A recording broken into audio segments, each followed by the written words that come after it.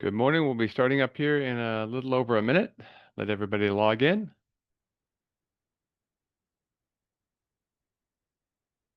get that cup of coffee, and we'll be going here in about 30 seconds.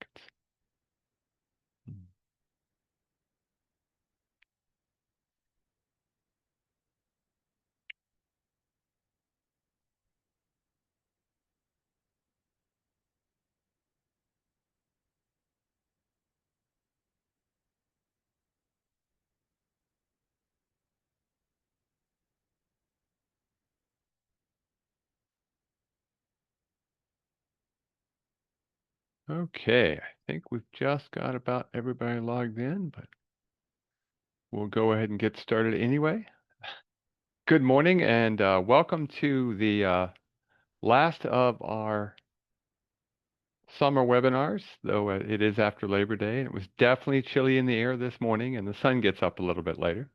My name's David Orr. I'm the director here at your New York State LTAP Center. We're part of the Cornell Local Roads program. And today we're going to be talking about snow and ice. We're just doing an overview. We do have workshops going around the state on snow and ice. I'll talk about those towards the end. So if you want to get out to one of the full workshops, we'd love to see you. As a reminder, if you haven't been on one of these before, down at the bottom of your screen, you can look at your audio settings. Please open up your chat. We'll send you links to the handout that we've got, plus links to the polls so you don't have to type them in exactly. May I ask you to raise your hands a couple of times, and of course, if you do want to send us a message, or maybe I'll ask you a question, you can do that via the Q&A. And if you can't access the polls, you can use the Q&A as well. Okay. Now, this particular webinar is worth one professional development hour here in New York State. Only the person who is registered gets that credit. And while it doesn't make a difference like it used to, it is technically considered a course because it's got live interaction. If you're from outside of New York State, you'll need to check with the LTAP Center in your particular state. And with that, we'll go ahead and get started. We'll start with our polls and our welcome. And again, we're going to Poll EV. That's Poll Everywhere, pollev.com/DavidOrPE. So it's easy for me to remember. Okay, so let's see. Who do you work for? Do you work for a town, a county, a city or village, state or federal, tribal, MPO, consultants, contractors, or everybody's working for the weekend? So let's see. We got a few people working for the weekend I see today. That's cool. Oh, I like the variety. That's good. We've got state and federal. We've got county, city or village. Oh, good variety of folks. Okay, let's see what your job is. That'll help me determine what focus I might have in a couple of spots. Are you an administrator, a highway superintendent, commissioner, deputy commissioner? Are you an engineer, a planner? Are you on a field crew, supervisor, elected board member? You know, if you're an elected person other than a highway superintendent, put down elected board member, or you do whatever the boss tells you to do. And if you put in none of the above, do me a favor and open up the Q&A and throw that in the Q&A so I can get a sense of what your position is. Just, you know, it helps me because I see about 10% of you listed as none of the above, and that can be helpful for me as I go through. And I expect that mostly engineers are getting those PDH credits, but it's good to know the other folks are on here as well. Okay, so we have some other engineers. Okay. What is your, where are you from? This one you get to actually click on the map if you've got Poll EV up. And if you can't hit that, you're more than welcome to um, type it in. And I do see a few of you putting in your titles. Thank you. A couple of clerks and a geologist or two and a safety officer. I like that. And again, see where you're from. We got a couple of folks out in their boat out in the middle of Lake Erie and up in Georgian Bay. Well, we'll talk about Georgian Bay and Lake Erie in a little bit. And we have a good variety of locations. I like that too. Okay. So what we're going to do today is a snow and ice overview, and we can't cover everything in 1 hour. There's just no way. So what we're trying to do is focus on some key things to take away. And again, if you want more details, we'd love to see you at one of our workshops. And so we're going to talk a little bit about the weather, level of service, which is really important, the materials that we use to do snow and ice control, the equipment, and those go hand in hand. What are your routes? Do you have to make changes because of those routes? How do you deal with emergencies? And of course, policy. Policy is a pretty important thing. But let's just ask, you to start. Why is snow and ice critical? Why is this something that we're purposely scheduling as our last webinar? We think is a really important issue. And let's see what y'all come up with. And then I'll talk about some issues that go with snow and ice. So safety comes up, obviously. We're building a Wordle, if you want to know, by the way. Mobility, yep. We're dealing with emergencies. We're helping people with their lives. Somebody put over in the Q&A, worried about the economy of things. That's good. It's a balancing act that we're trying to do.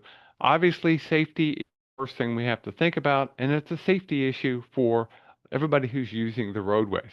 Okay? But there is an economic concern, and I see environmental in there as well. So when I'm thinking about snow and ice control, and I hope you're sort of thinking the same way, it's a balancing act where we want roads that we can go down back and forth, do it safely, and of course, school buses tend to drive a lot of what we do because they're out early in the morning. But we have to balance that with environmental issues. We don't want to over apply whatever we're applying on the roadway and create issues that long term have consequences. So it's a balancing act that we've got. And of course, we do actually worry a little bit about the folks working on the roadways themselves. We want everybody to be safe, whether they're plowing or out there manually doing work because it's an emergency in the winter. So it's a balancing act. Now, what kind of weather do we deal with? Well, let's see what kind of weather you think we might get this winter. So predict for me what you think we're going to see this winter. We're going to see snow. I'm pretty good bet here in New York State we're going to see snow.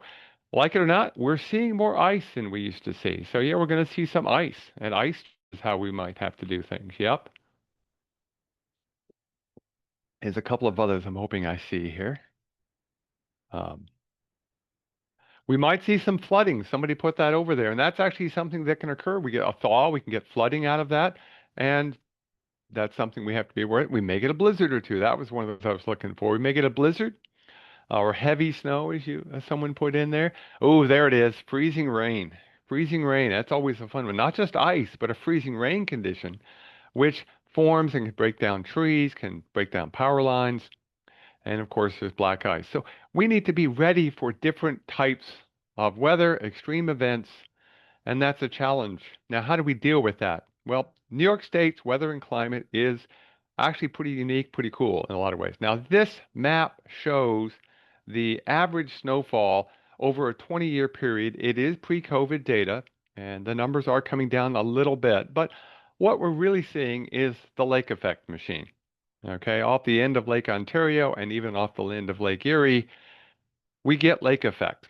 And that lake effect machine can dump tremendous volumes of snow. In fact, in Lewis County last year, there was a spot well over this average. It was well up in the 350 range in terms of the number of inches of snow measured.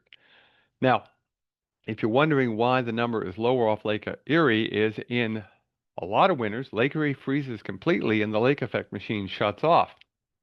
If we get a weather where the temperatures go up and down, guess what? It never freezes. And so we can actually get large quantities of snow in that band south of Buffalo, which is, if it gets up there just enough, it hits where the Bills play. And so, the Bills have an open air stadium, and I think part of the reason they like it is we get this lake effect machine. But where does the weather come from? I mean, we could draw all kinds of weather patterns, one and two, but because we're going to focus on New York State, let's look at the weather patterns we get. We can have, typical storms go from west to east. And if they're just going straight across the country, they don't typically bring really, really cold temperatures. They don't bring really, really high volumes of water.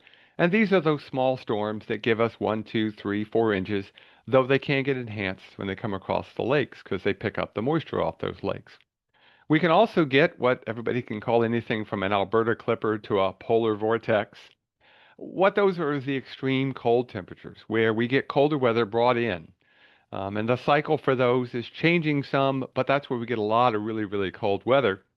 And again, when the winds come across Georgian Bay and Lake Ontario, where two of our people at least said they were from, uh, that can pick that moisture up because the lake is warmer. It mixes with that cold air and it drops out once it gets off where the lake is, which is warmer.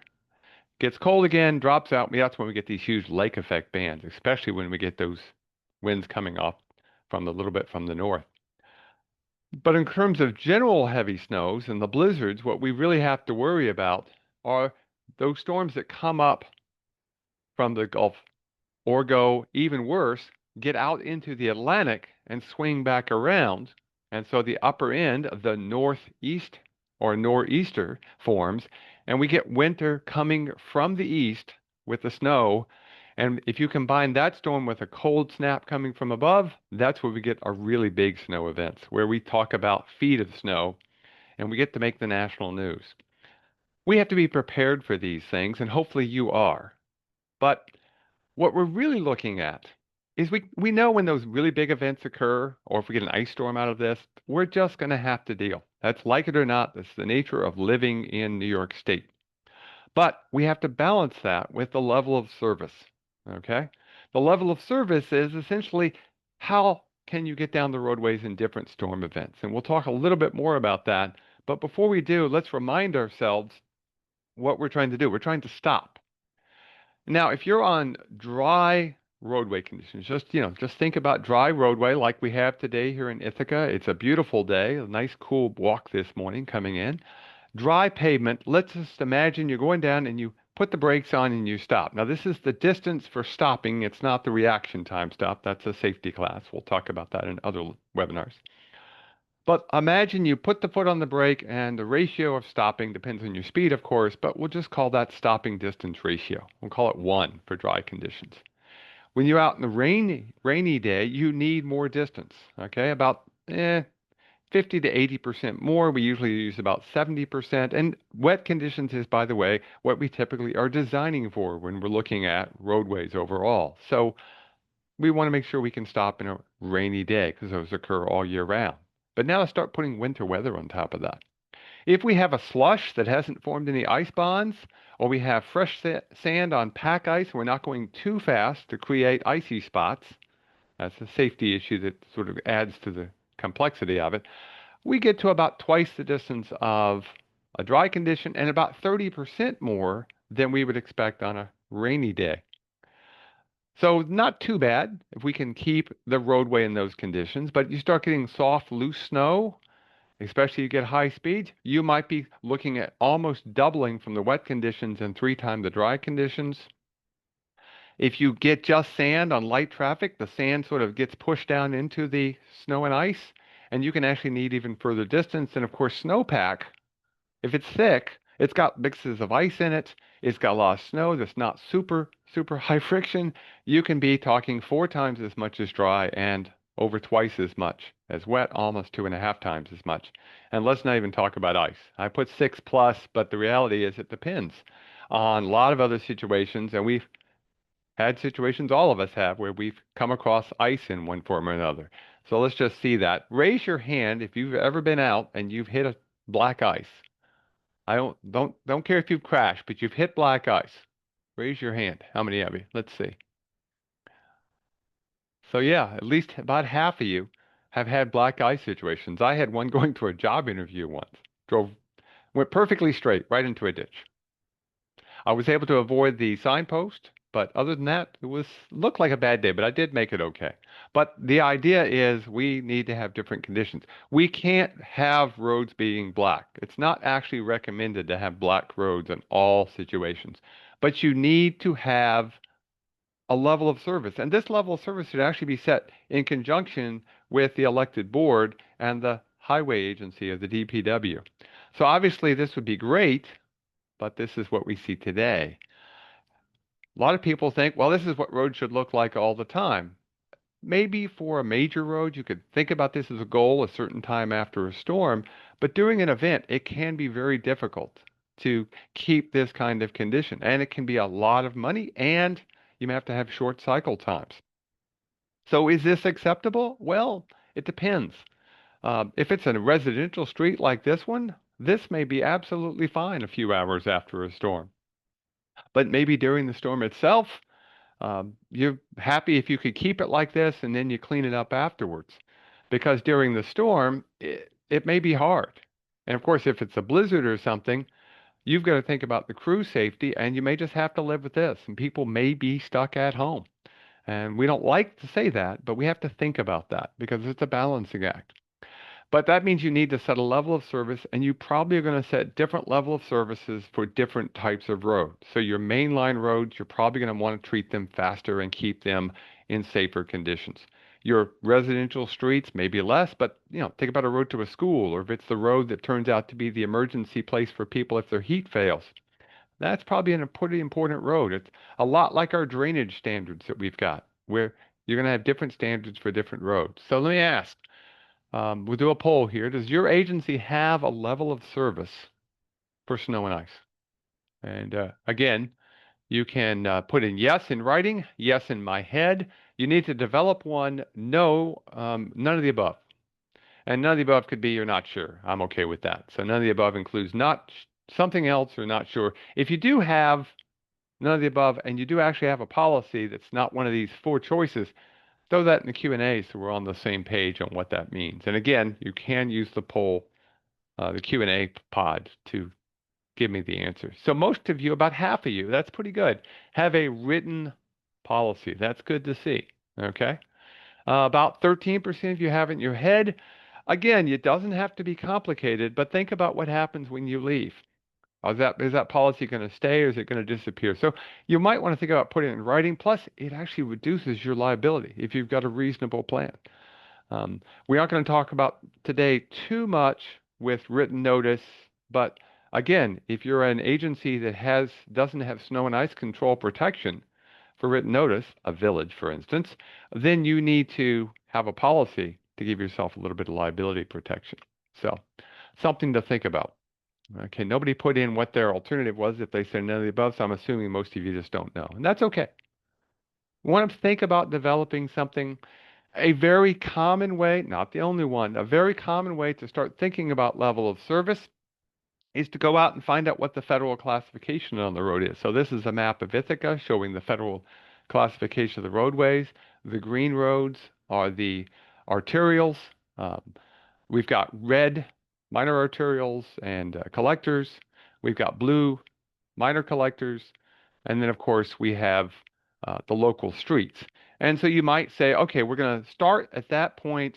The arterials, they're going to be the highest level of service. We're going to try to treat them during the storm and get them back to being as clean as possible, as quickly after the storm as possible. Maybe our collectors are second tier, and then the locals become third tier. And beyond that, you might even look at other things, such as, again, road to the school. What do you have in the way of commerce? Are there concentrations where you really need to think about a little bit higher level of service? Obviously, here in Ithaca, we care a lot about the schools, not only the high school and the elementary school, but Cornell University and Ithaca College. So got to balance those things. And you really should look at the entire road network. And you may need to work with other agencies, other jurisdictions, because you probably don't maintain every single road in your own jurisdiction.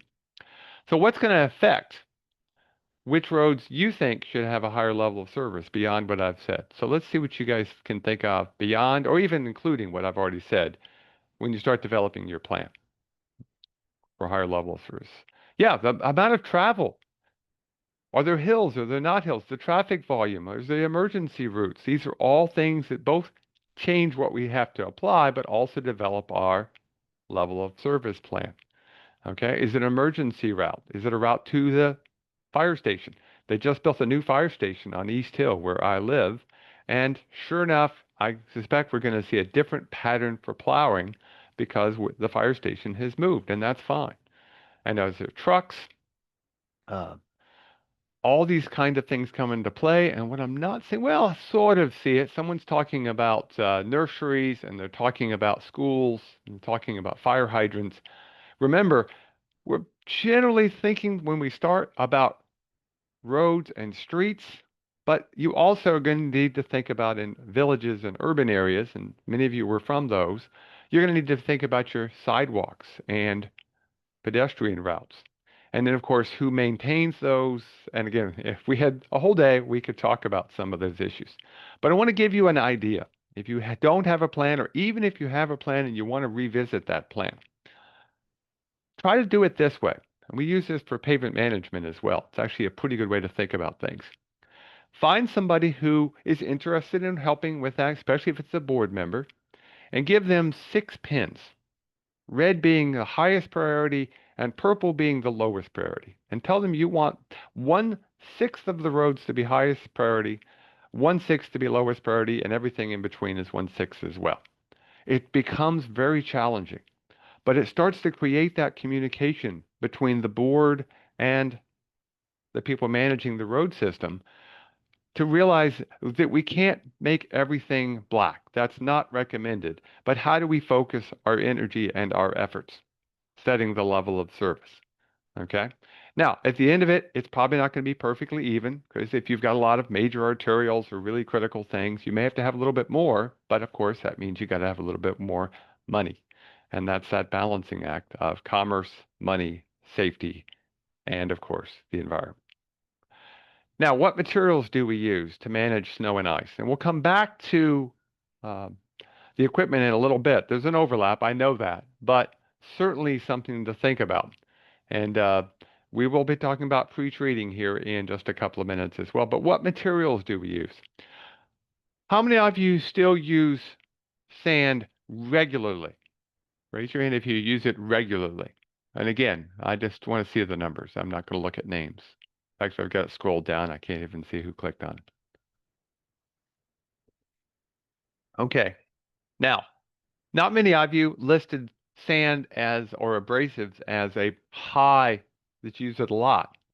But almost everybody probably has some sand somewhere because when the temperatures get really cold or in certain ice situations, you need some short-term value from the abrasives.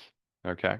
So you may need to have some sand in your bag of tricks, but obviously you're going to have to adjust for that and you may have to mix in some salts or something to keep it from freezing. And if you do have a lot of sand you're using, you may want to think about getting that under cover storage. It tends to hold up a little bit better, doesn't freeze in clumps. But sand matters, but you got to make sure you have sand that does the job. It's not too dirty and it can survive the traffic on it. But most of us are probably using salts in one form or another. Whether we mix them with the sand or we use them as the primary, that's something we use. The three most common salts are sodium chloride, magnesium chloride, and calcium chloride. And one of the take-homes I hope you'll realize is when we talk salt, it actually includes all three of these chemicals. People like to say rock salt, and they're really talking mostly sodium chloride, and that's the most common, partly because we've got mines 2,500 feet in the ground below us where we can mine things. But we're using chloride, and they actually tend to, as they dilute, track pretty evenly in terms of what's called a phase diagram. So what you do is you put this chemical down, it mixes with water, or you pre-mix it with water, which we'll talk about here in a little bit. And what happens is it reacts with any ice and water that's there, and it creates a brine.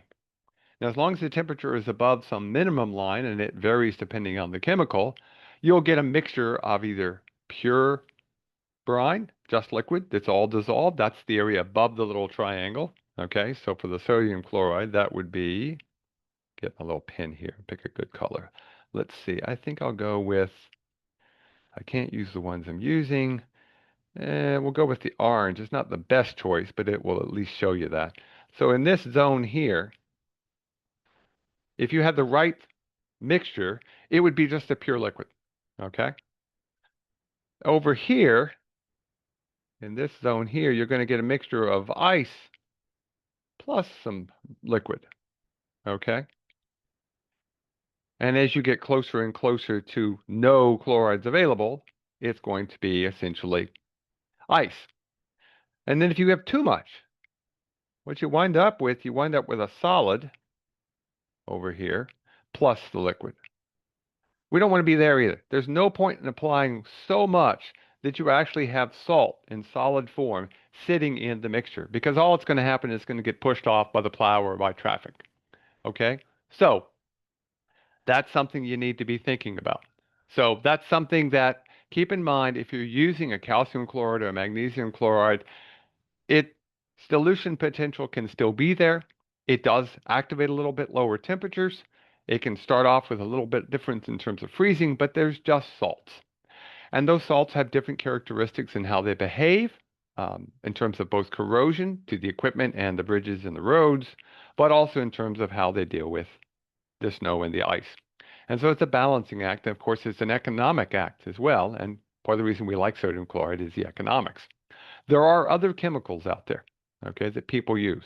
So for instance, there is urea, um, used a lot in airports because it doesn't tend to cause damage to the aluminum. But of course, it has some cost to it. And access can be a challenge. There's other chemicals such as potassium acetate and calcium magnesium acetate that were developed to be less harmful in some respects, less corrosive, things like that. But some of those you have to be careful if you over apply them. Okay, you'll come back to that again. Don't over apply. If you over apply them, you can actually create problems with dissolved oxygen in water bodies. And so we have to be careful about what we use. And the key is to use the right chemical in the right place in the right amount. Now, one that you've probably heard about, it has lots of different names. Um, the way we describe it is sometimes called a carbohydrate enhanced chemical. It's a waste product, or it was a waste product. Beer, wine, cheese making, anything where you're doing food processing that's got a liquid form, there's usually a leftover product there. And in some cases, if it's then reprocessed a little bit, you can use it to coat your other solid chemical, your salts that you're using. And it makes them sticky, and there's some value in having that stickiness. They don't do a tremendous amount of snow and ice controlled melting. Okay, they're really designed to help make the chemicals stay where you put them. Now, before I talk about that, as we're going to next, raise your hand if your agency has used one of those carbohydrate enhanced chemicals. Raise your hand. Let's see how many of you have used that.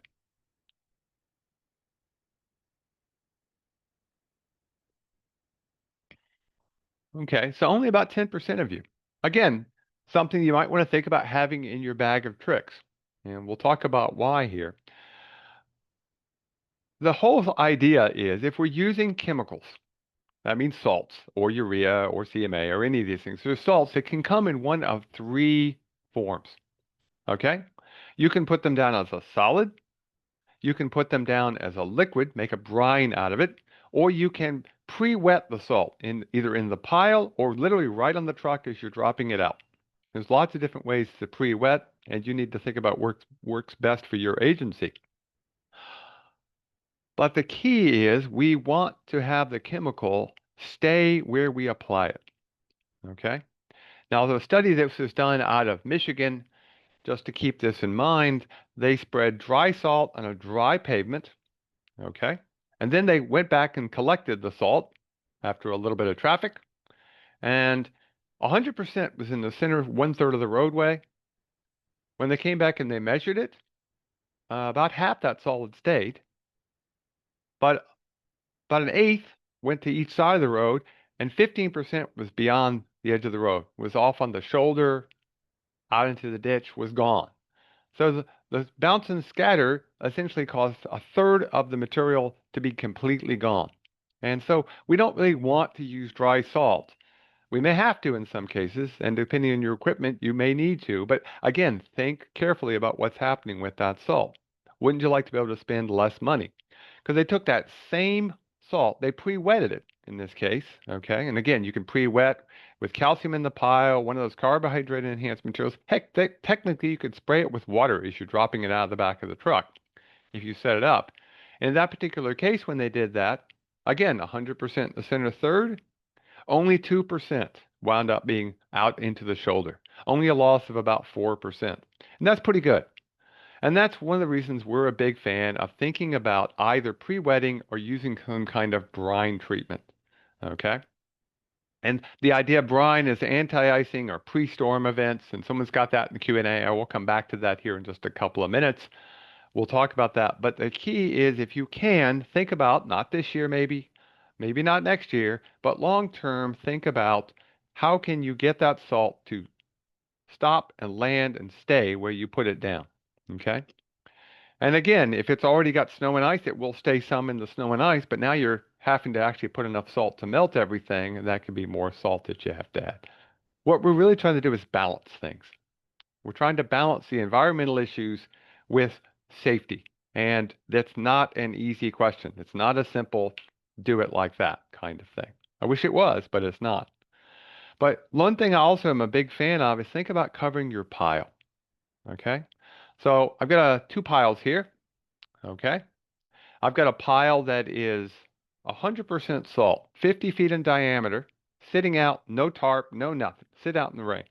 I've got another pile of sand that I've added in about one bucket out of every nine or every 10 total buckets is salt.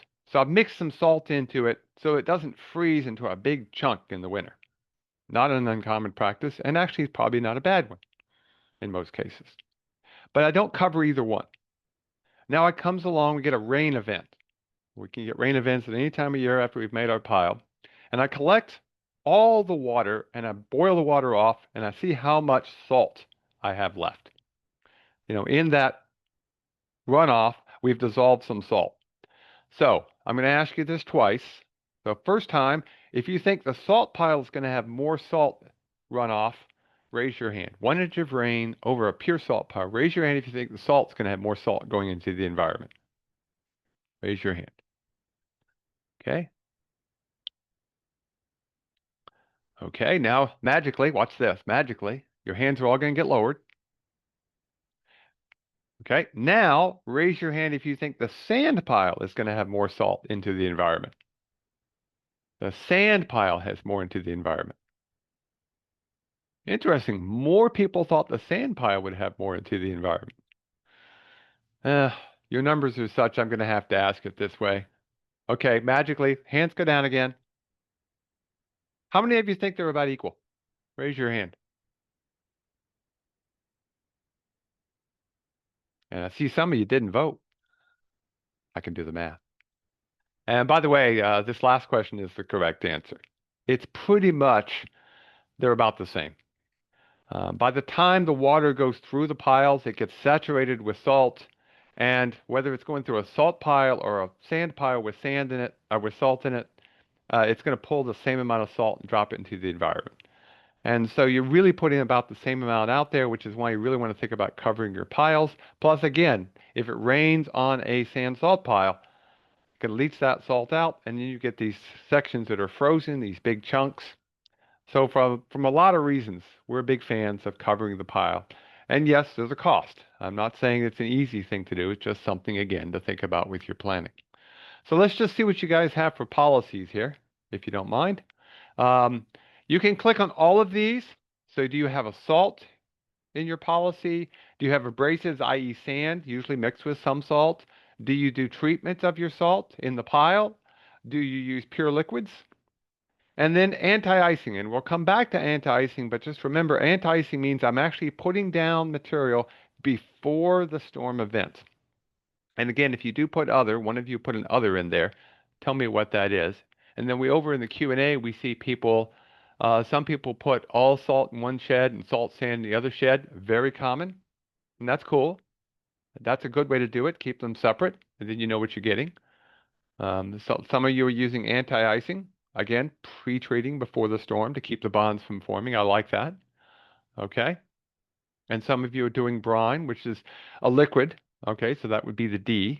Okay, so a lot of you didn't put anything down. Either you didn't know or you don't, you're not sure. Everybody should have a policy in place. You're almost always going to have a blend of things. Because where we'd like to always use liquids, there are certain weather conditions where the liquids can create a short-term safety issue. So we may need to actually think about a pre-wet or an abrasive for short-term in certain situations, especially when it comes to icy situations. Okay? But that's why you're going to be just setting up not only a policy, but then how do you put the material down? Your snow and ice control plan. The snow and ice plan is pretty important. So what's going to be in your snow and ice plan? So what do you have to have in your snow and ice plan?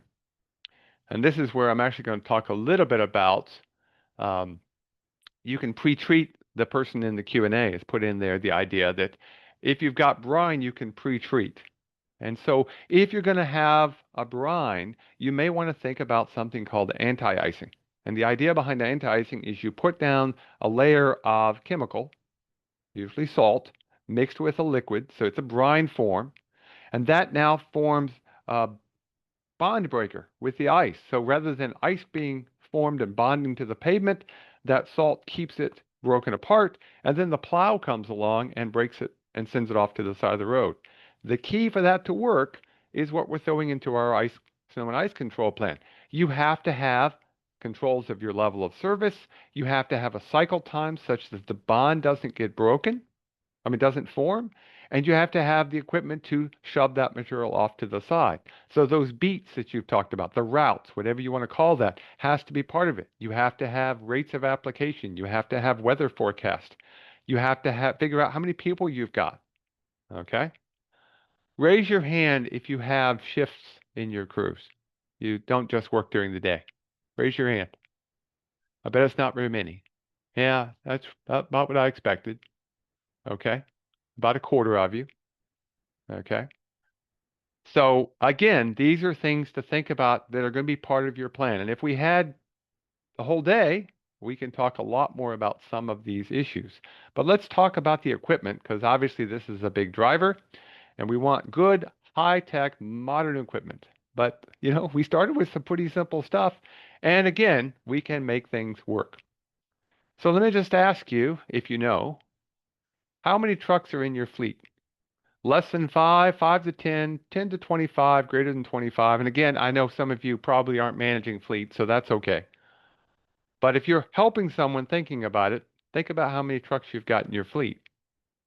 Now, a lot of you have big fleets. If you're with the state DOT, by the way, don't tell me how many trucks are in the state. Tell me how many are at that particular residency. Does that change some, might change some of your answers. How many trucks at that particular facility? If you just to see what we got there. But again, a lot of you have a lot of trucks. And I'm talking about trucks for doing snow and ice control, the person who asked that question. Okay?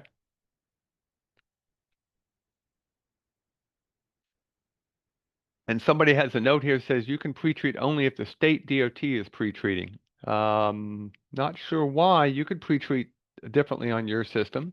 You could pre-treat the state roads maybe only when the state is, but if it's a county system, you could pre-treat. If that's in your policy, I'm not sure why you wouldn't be able to.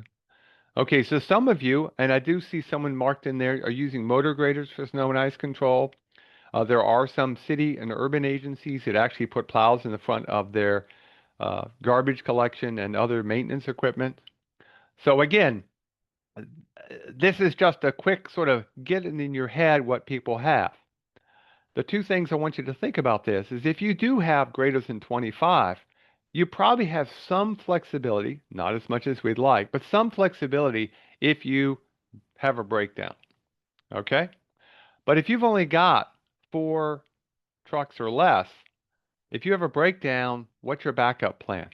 How do you make sure if you have that you can continue to maintain your routes? Because they're going to have to get longer then or have longer cycle times. And so these are things to balance. And by the way, do you have enough money in your budget to buy new equipment? Because at, $250,000 for a brand new, fully equipped truck, if you've only got 6 trucks, you got to be replacing them on a regular basis, and you got a budget for that. Okay. Now, in terms of the fleet, actually,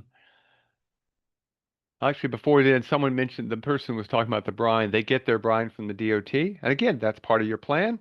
And if you can only get brine when the DOT is making brine, maybe you need to think about long-term putting tanks in.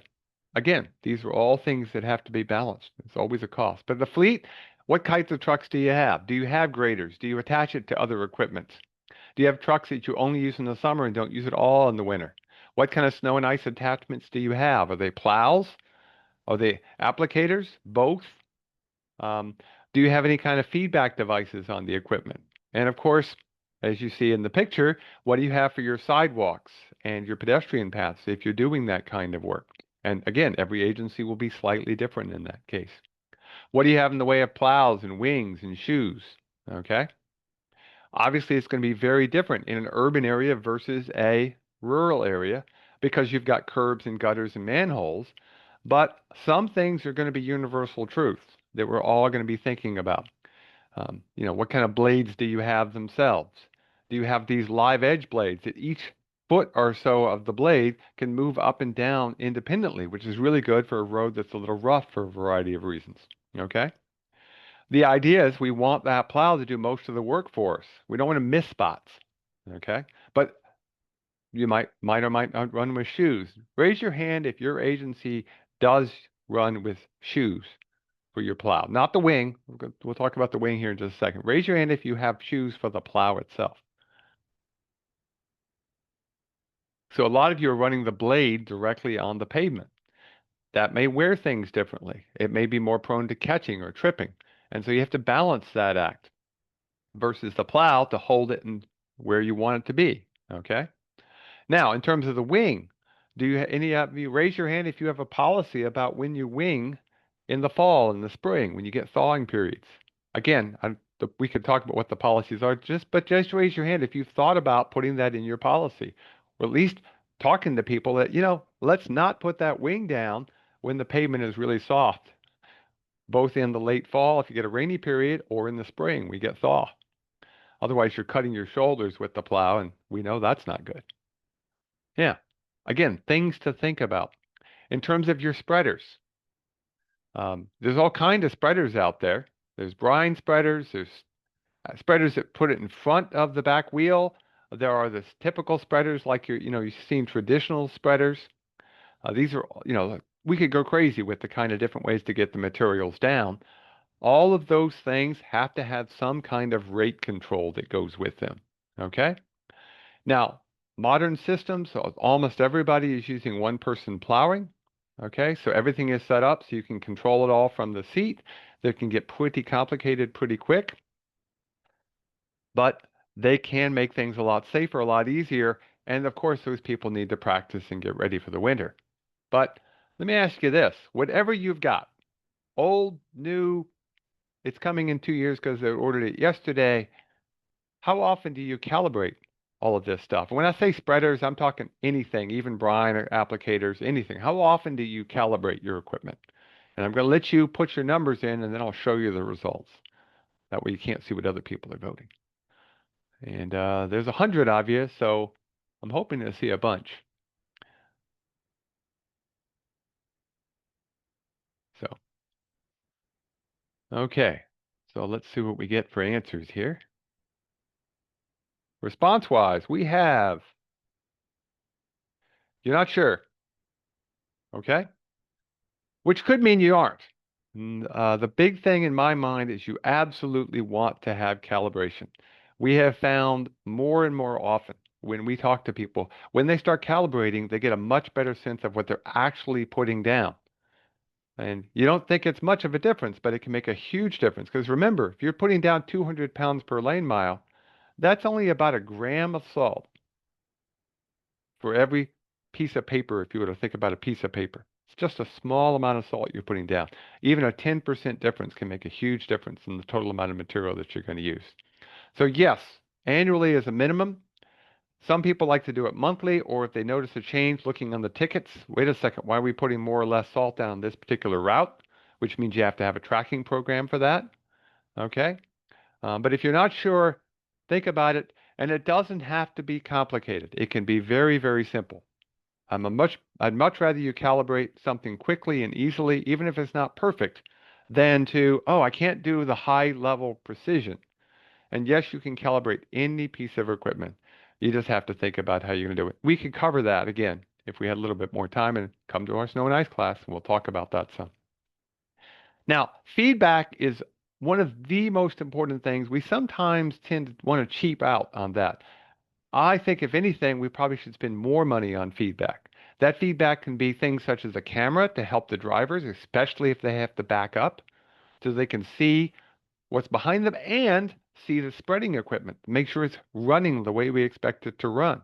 Also, feedback control both within the truck and maybe back at the fleet headquarters, the barn, where you can actually see the weather conditions, what's going on the pavement. Those all make a big difference. What other new equipment are you guys getting out these days? What other stuff do you have?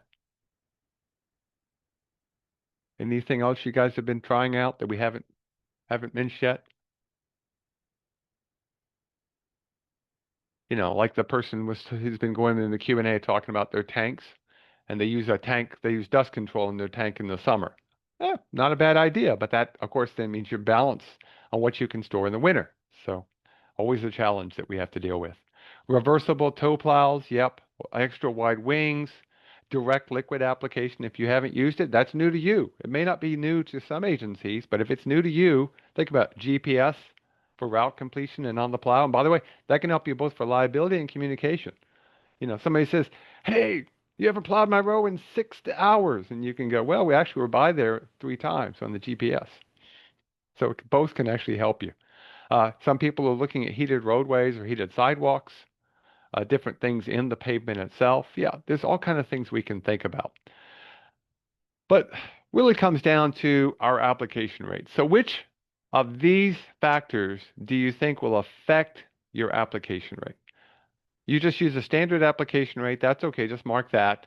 You change it based on participation type and intensity, your route length, your air temperature, your pavement temperature, your time of day, and your weather forecast. Which one do you use? And yeah, I would hope everybody would put down precipitation type and intensity. You really should be changing what you put down to match the weather conditions. And there are charts and available ways to set that up. You could actually set up a sheet for your plow operators, work together with them to come up with what makes sense, knowing that in an emergency, you're going to have to do what you're going to have to do. And all of these things are going to make a difference. Okay? If I had to choose, by the way, between air temperature and pavement temperature, I'd rather have pavement temperature. Okay? I know that's some people don't want to hear that, but I'd rather know the pavement temperature because that's what's going to turn into ice. Air temperature is important, but if I had to choose, I'd choose pavement temperature first. And route length makes a difference because it affects cycle time. Now, in terms of your route, your length matters. OPP is almost not quite universal, but very common. The time of day, not only because of crew availability, but heck, the sun does make a difference. Um, do you have curves and hills? That's certainly you're going to have to maybe change your operations a little bit, especially if it's long hill down into a crowded, congested area. Do you have intersections? How do you deal with those or being able to back up? Shady roads might need to have a little bit more application than one that's got a lot of sun on it. And do you have drifting? And do you have to put up snow fence or think about drifting applications? And of course, traffic and parking. And as I mentioned earlier, pedestrians and bicycles. All of these might change both your routes and your applications that you're going to be plowing and putting down. Okay? Now, in terms of your spread weight rates and your patterns, again, I'm a big fan of trying to come up with something looking at different weather conditions. Your cycle time is going to matter because obviously if you can't get back out there, you're probably going to have to apply a little bit more, but then you're able to keep the bonds from forming or not. Your pavement condition can actually make a big difference. If you've got a lot of cracks, you may actually lose some of your brine in the cracks. So you want a good, well-maintained pavement. They're all balancing with everything. Traffic can help you to keep the road because there's some energy applied, but at the same time, that high traffic roadway is probably one where you've got a higher level of service. And of course, what materials that you're using. Okay. So again, just think about this list of things that affect your application rate, and that needs to be part of your overall snow and ice control plan. Okay. Now, we're going to have emergencies. I don't care. We can write all the policies in the world, but you're going to have emergencies. Hopefully, you've got a few policies in place for dealing with those emergencies, but know that you can't write one to cover every single event. So you're going to have to put some flexibility in your plan. So for instance, if there's a crash, do you have a truck you can get out there to deal with the crash event? Maybe spread a little bit of chemical or salt, or sometimes they actually prefer sand in this case because they want that grit because there's no way you're going to get traffic on it to help you with the traffic giving the energy to get that off. You're going to need something to just provide abrasion. So maybe you actually purposely have a truck that can pop some sand out. Okay. You might have to have a major storm, whether it's a blizzard or an ice storm. Okay. And of course, if you had to pick, I'd much rather have a blizzard than an ice storm, though both of them are events that do occur. And you may have some specialized equipment you just don't use very often. Okay. Like a snow-go, supersized snowblower, or your old V-plows. Okay. Some agencies do use them on a regular basis, but a lot don't. One thing I would tell you, if you've got those and you think you're going to use them, make sure you fire them up, use them at least once or twice a year, even if it's not a big event, so everybody both knows how to use them safely and that they work like you expect them to work. Okay? They sit for too long, they have problems. So make sure you're using them. If you want to paint it and put it out front, realize that's now become a piece of art. It's not something you're going to be using. Now, in terms of shared services, we've already seen some examples where county is getting its brine from the state. Here you can see a situation where a county is actually loading a state truck. This happens a lot where we work with each other, especially for storage and use of those materials. Raise your hand if you've got a shared services policy where either an agency does work for you or you work together on certain applications or getting materials. Raise your hand. There's three reasons I like this, by the way, if you've got such a policy. One, it can be more efficient in a lot of cases. Two, it creates communication. I'm a huge fan of creating communication. So when something does occur, we have someone else to talk to, and you might get new ideas from other people. And finally, of course, they might have something that you don't have, and maybe you can share that with them because they're not using it 100% of the time. So in terms of your snow and ice control policy, yep, I see someone mentioned schools. Yeah, you might have that with a school, and you might have something, maybe you do a small truck for your urban areas, and maybe you do some roads that you might not normally do because you got that small truck. But your policy and your plan has to be flexible. If you've got one, it helps reduce your liability. It helps with communication with the public, with public relations, and that policy then should be part of your training you do with your crew on a regular basis. Now, beyond that, why else would a written policy be recommended? What other reasons would we want to have a written policy?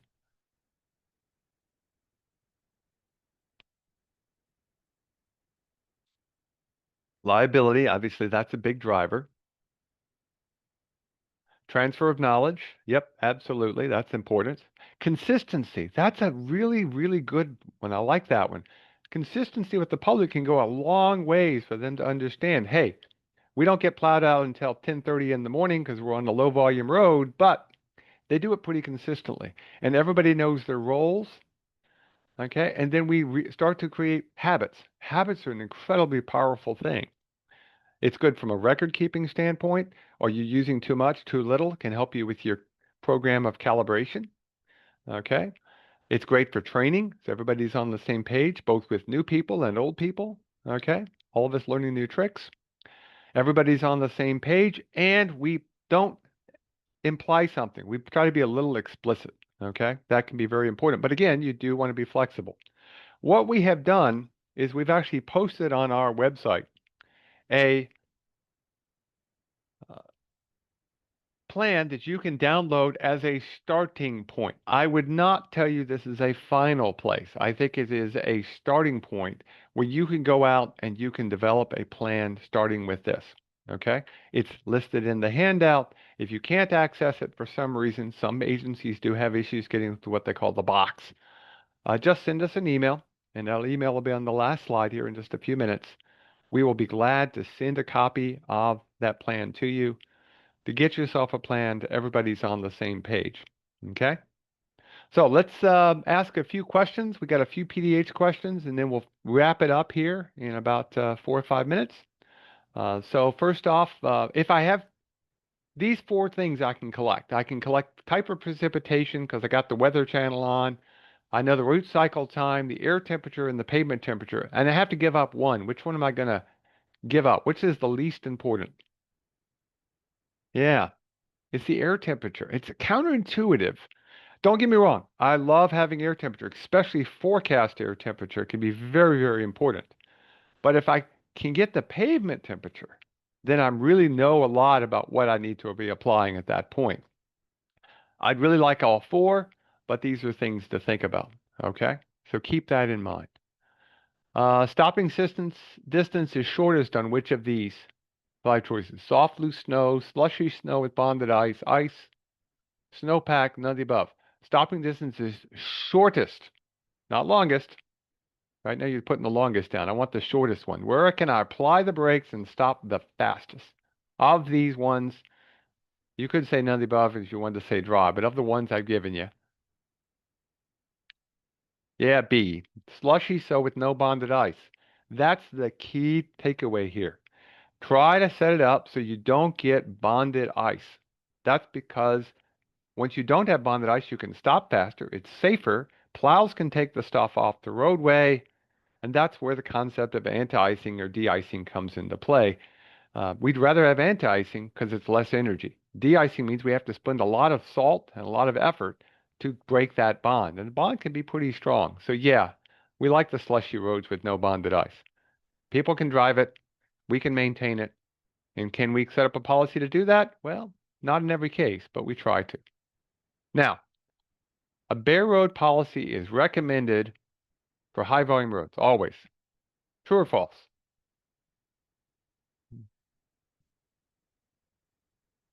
Let's see what you guys say.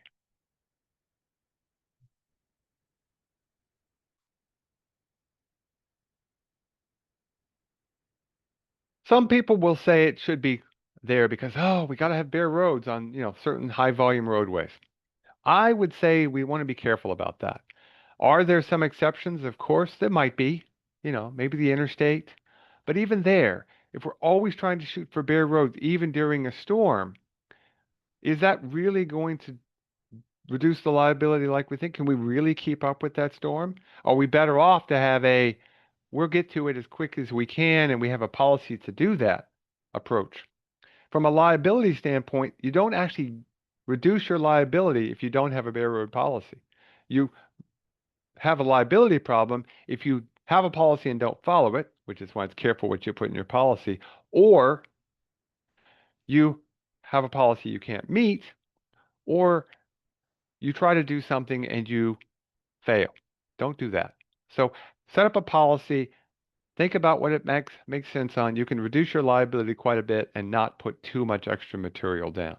Now, if you want to talk about all of these things in a lot more detail, I hope you do. We do have some snow and ice workshops. We got 4 of them scheduled, starting at the very end of this month into October. As you can see, we're scattered all over the state, from Buffalo all the way down to Ulster County and up in the middle of the Adirondacks. We'd love to see you at one of those. And again, you can just sign up, and I'll show you our website here in just a couple of minutes. This is the last of our foundational webinars for the summer. We will be returning on November 4th. With the newest set of foundational webinars. We run them over the winter and then in the summer when we're not doing our normal workshop season or there's others having conferences. Because next week the county superintendents meet and then the town superintendents the week after that. Now, we got about 3 minutes technically, but we can let people go. But I want to give you just a second to ask any questions. And again, there is our website, www.nwasltap.org, or you can search for us using almost any word combination you want. Or you can send us an email, especially if you have access issues with the publications. You can send us an email at clrp@cornell.edu. And with that, let's see if there's any Q&A. I don't see any Q&A. Okay. Well, then we'll have a 58-minute webinar today, which is fine. Everybody enjoy the weather today. It looks like it's going to be a relatively warm week.